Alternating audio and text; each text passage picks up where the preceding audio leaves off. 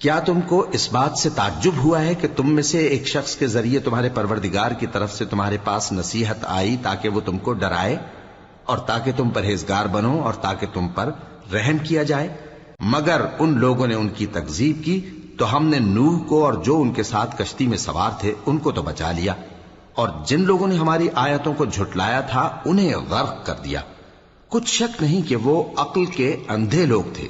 اور اسی طرح قوم عاد کی طرف ان کے بھائی ہود کو بھیجا۔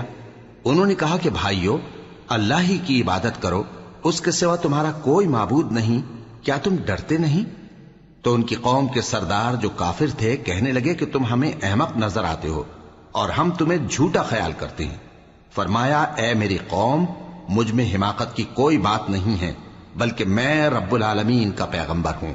میں تمہیں اللہ کے پیغام پہنچاتا ہوں اور تمہارا امانت دار خیر خواہ ہوں۔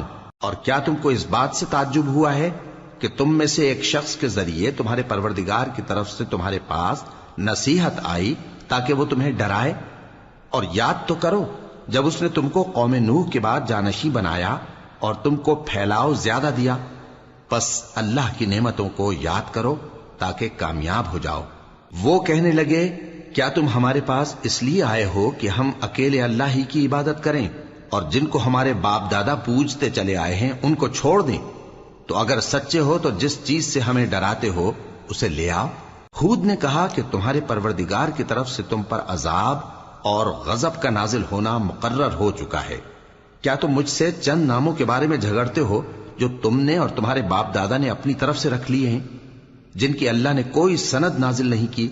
تو تم بھی انتظار کرو، میں بھی تمہارے ساتھ انتظار کرتا ہوں۔ پھر ہم نے ہود کو اور جو لوگ ان کے ساتھ تھے ان کو اپنی مہربانی سے نجات بخشی، اور جنہوں نے ہماری آیتوں کو جھٹلایا تھا ان کی جڑ کاٹ دی، اور وہ ایمان لانے والے تھے ہی نہیں۔